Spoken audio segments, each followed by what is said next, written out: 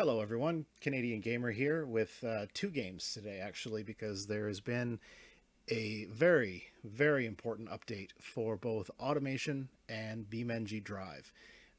As some people have probably known by now, BeamNG and Automation announced a little while back that they would be working on a collaboration where essentially any car that you design in automation, you will be able to export and drive in BeamNG.drive. Um, a feature that people have been asking for automation for a very long time is just that, the ability to drive the cars. And the developers have said from the beginning that's probably not something that we're going to do, for the simple fact that it would take away a lot from the main game. So the fact that they got together with BeamNG to export their cars and use BeamNG's engine to allow us to drive the cars is absolutely fantastic. I've been playing around with it a lot the last little bit, and built half a dozen cars, exported them all to BeamNG, and drove around in these cars. And it's an amazing experience to be able to design these cars from the ground up and then be able to actually drive them rather than just look at them in a photo studio. All right, so I'm just going to speed through this. The designing of the car is not really important. It's the exporting at the end, but I'm going to design a car just for this video, and I'll come back when I'm in BeamNG. Oh, another thing I should mention, they've also added Boxer engines, both 4 and 6, and they're great.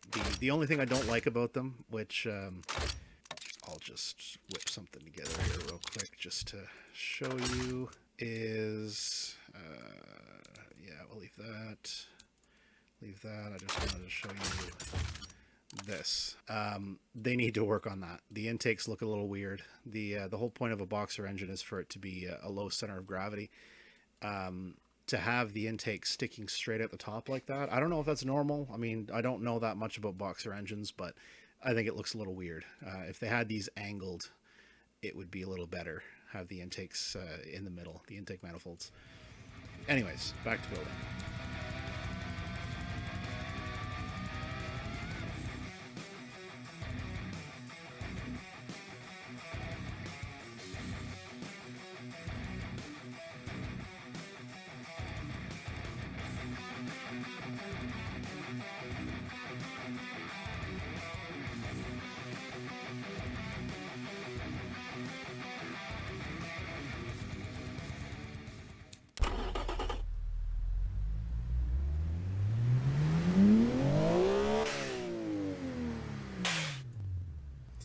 And the Boxers sound awesome. I haven't heard the Boxer 4s yet. I'm just going to call them H4s from now on. I haven't heard the H4s yet, but the H6 sounds nice.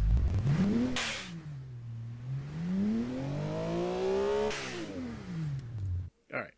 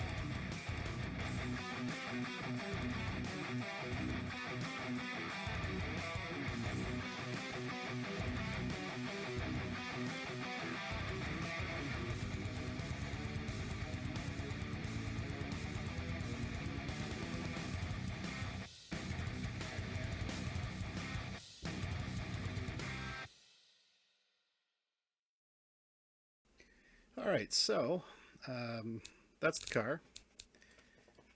Got that 6-cylinder boxer in there, and it's not extremely high end, but it's pretty quick.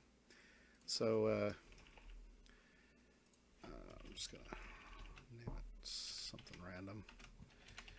Beam YouTube. I think I'm happy with that. All right, so once you've gotten through the entire process, you've looked at your stats, you've decided, you know, everything looks pretty good. I don't really have anything that's negatively affecting my sportiness. I am a big fan of sportiness. So I don't really care about comfort. It's sportiness. It's sporty, and it's pretty pretty drivable as well. Comfort's not terrible either, so that's good. Nice high prestige, pretty good safety. All right, good car overall. So once you've done that, you go to the next screen and you get this button, Export Car to BeamNG.drive. So if you click on that, that'll pull up. It's basically the photo studio, but you're not taking a photo of it. You're going to export it. It gives you an opportunity to look at the car. If you're taking this from the main list of cars, it gives you a chance to look at the car and decide if you want to revise it. That's an agreement. Nobody reads those. And yeah, then you click this button, and within 10-15 seconds it exports the entire car. So now that that's done, we'll be back with BeamNG.drive in just a second.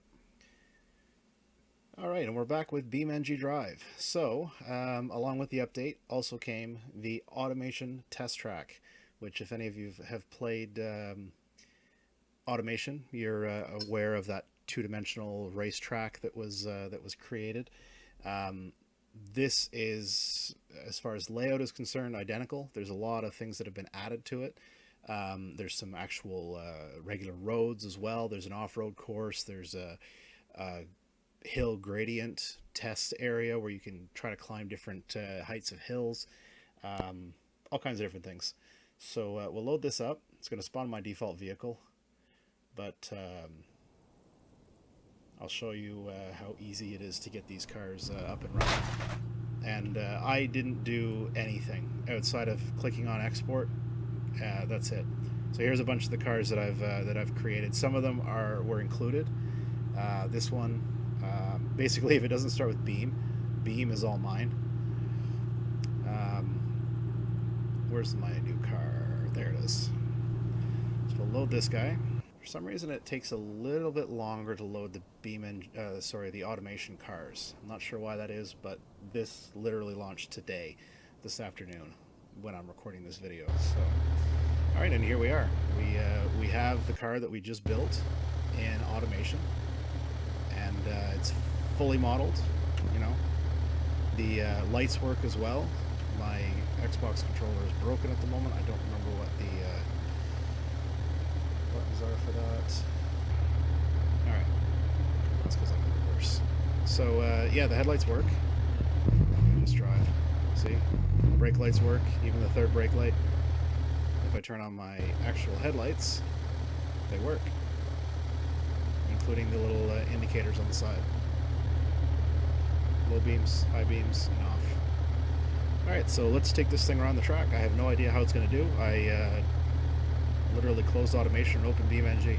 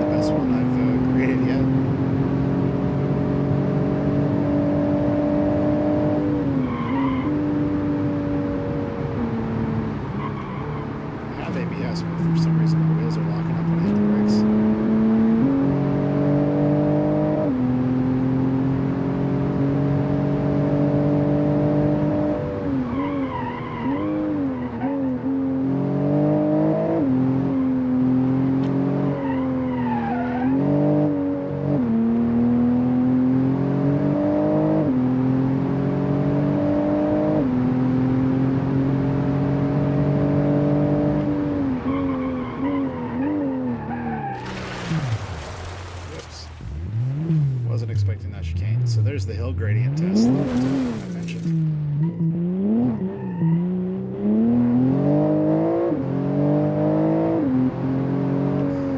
Yeah, I'm not going to go around the whole track. Actually, I'm going to go to the free camera so I can show you guys the whole map. So yeah, there's the test track.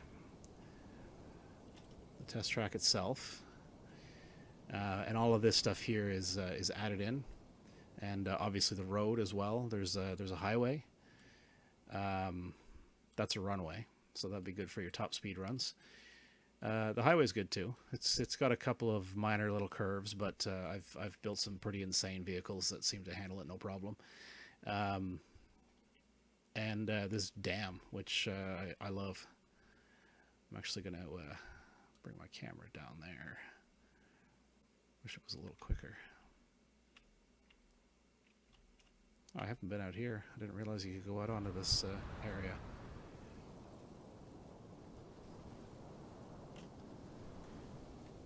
Oh boy. Oh boy. I just got an idea.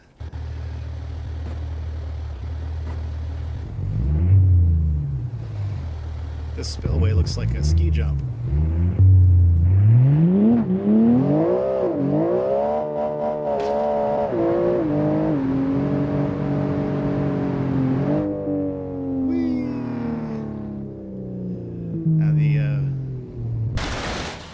Body deformation is there.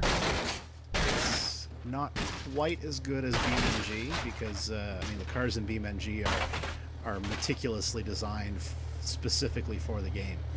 But I mean that's pretty impressive for a game that was once completely unrelated to BeamNG to spit out a car and have it deform that well. It's pretty good. It gets my approval, that's for sure. Anyway, let's go back to the dam, go up top. So that was fun.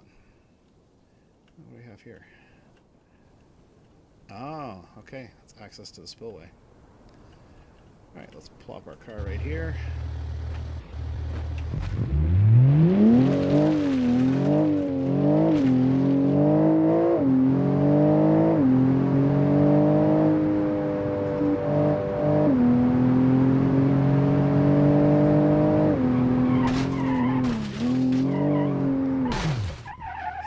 Too busy trying to look at the view.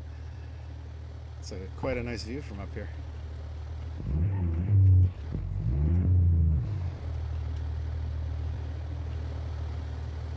I see some serious photo opportunities up here. I picture myself just lining up all the cars that I've created with that in the backdrop, taking a nice picture. That'd be fun. I'll have to do that sometime.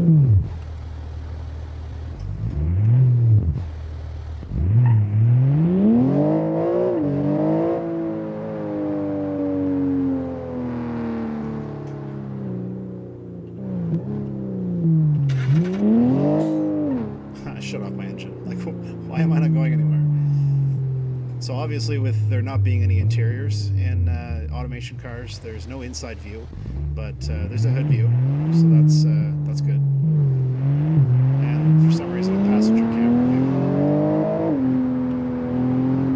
Actually, you know what? That's probably not a passenger camera because the automation developers are in New Zealand, if I remember correctly. And if they're anything like Australia, they drive on, or they sit on the right side of the car.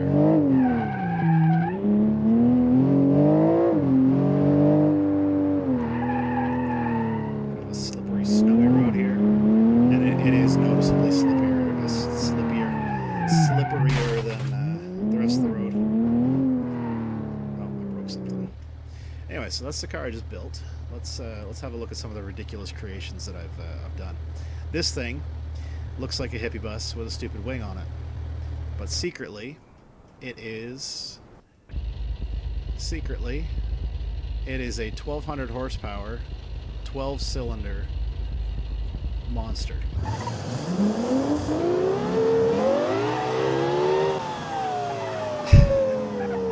And my God, did the V12 sound good in this game. I need to fix the brakes on this. For some reason, I don't know if it's a bug or what, but I find the brakes are absolutely terrible when you try to drive in BeamNG. It'll give you warnings saying, "Oh, your brake strength is too high. Brake strength is too high." But then when you get it in the, I mean,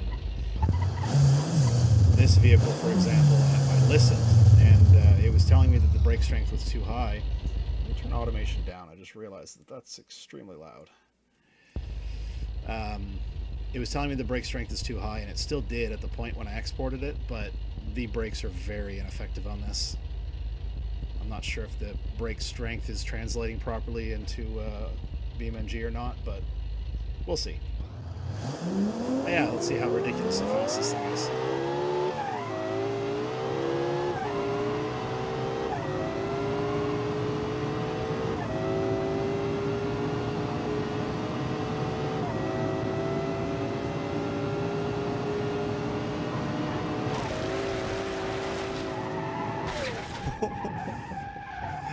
Whoops.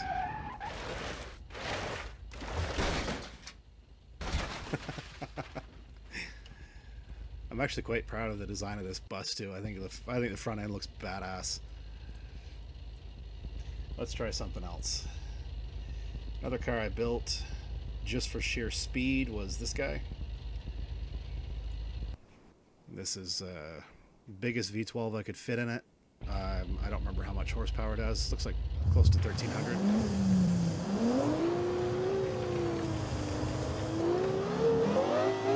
Let's get down here to the end of the highway.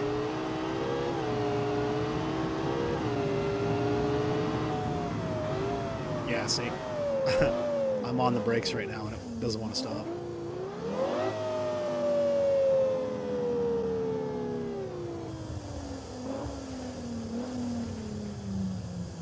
Another thing I noticed too is with these really powerful cars, if you're accelerating full throttle, it fluctuates the throttle for some reason. I couldn't figure out what it was, but it turns out that the ESC is actually connected, so you can turn traction control on and off on these cars if you selected traction control when you were designing the car in automation. So a lot of functionality has really been carried over to this game. It's very impressive. So I'll take off with the ESC on, and if you watch the dyno graph in the corner, you'll see what I'm talking about.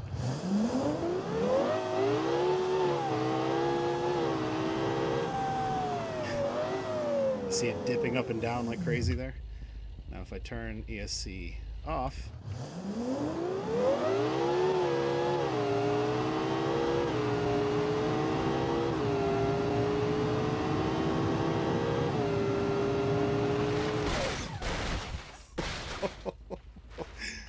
whoops.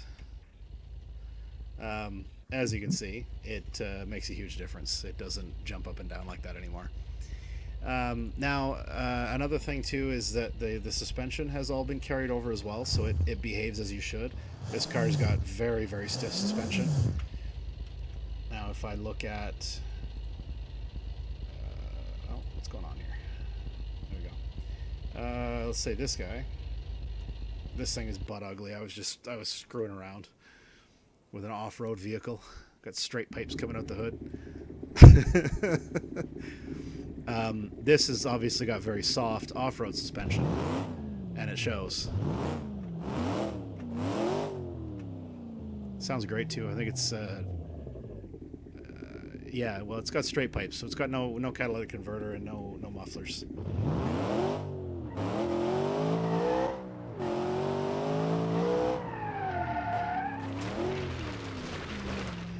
Because of the options I selected, I have locking differentials, I have a low range gearbox. Actually, you know what?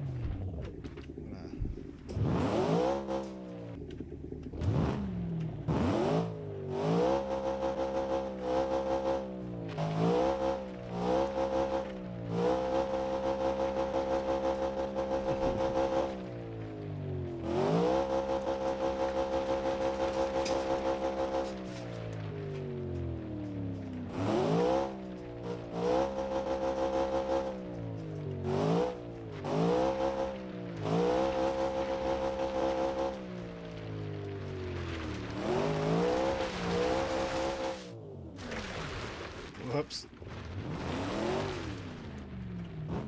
Almost rolled it.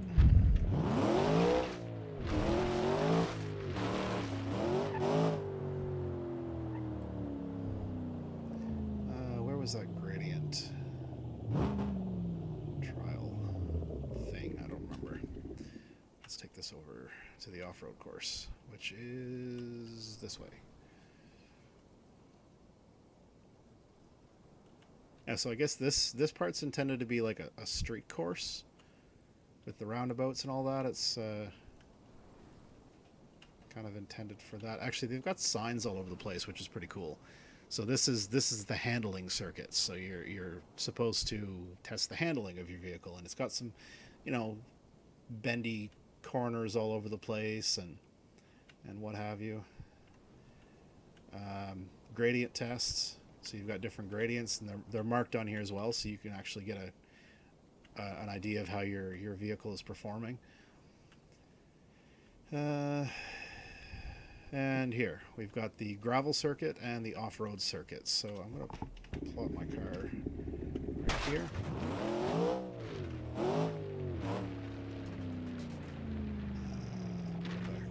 You know what? I'll leave it in high range. It's not that extreme.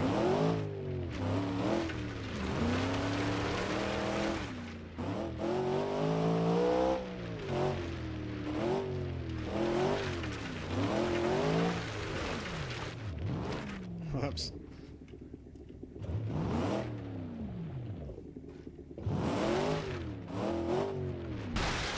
And that's a tree.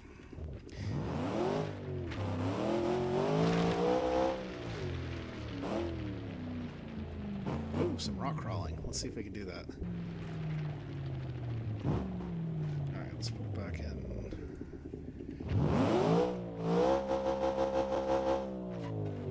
Actually, you know what? I'm going to do it from this side so we can see what's going on. Yeah, so that looks pretty good. And they're both solid axles as well, which would be expected on an off-roader. The tires deform. And actually, that's the one thing that you can change for the configuration of the vehicle is the tire pressure. So I'm going to actually drop the pressure down. I want them to be the same there. Let's see if it actually does something.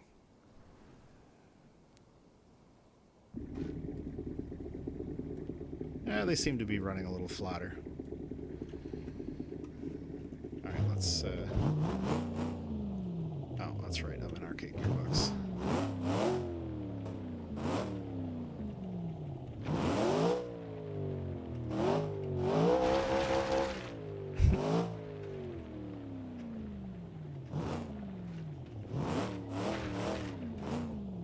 Oh yeah, look at that. Look at those tires flex. Oh, my springs are a little too stiff. I'm not getting as much articulation as I should. Uh-oh.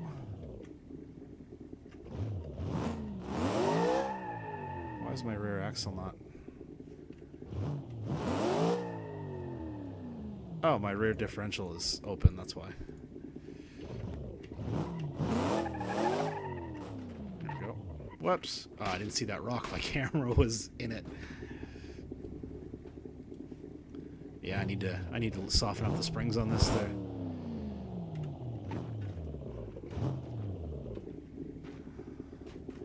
Not getting the articulation I should have. No, springs are way too stiff.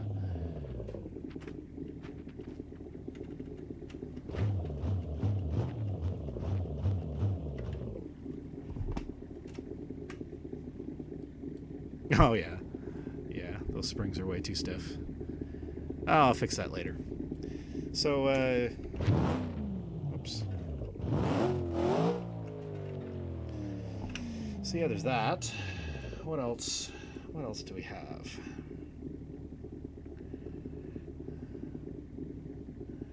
Nothing overly... Well, I guess there's this. This was my attempt at building a drift car.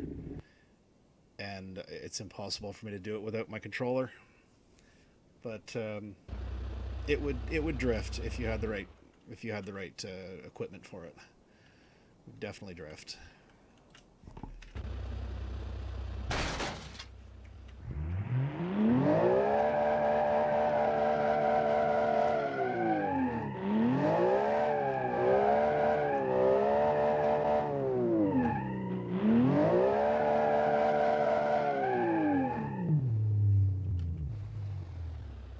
Doesn't look half bad either. This guy's got a, yeah, it's got a Boxer 6 in it as well.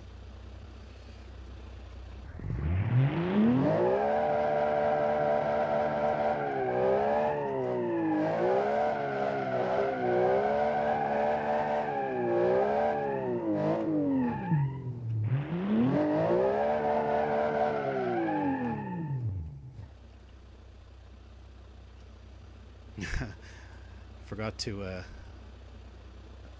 adjust the offset on those wheels. They're sticking out a little too far. They're clipping into the fender.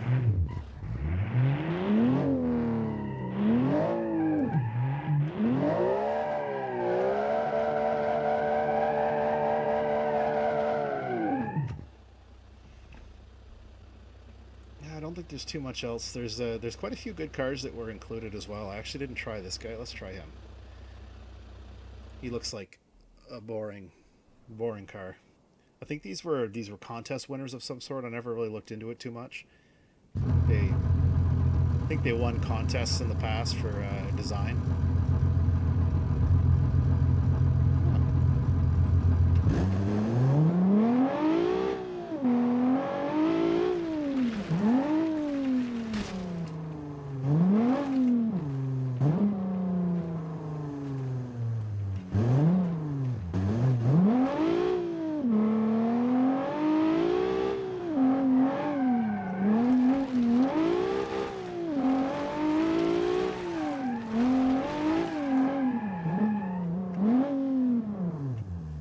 Not bad. Is this a front-wheel drive?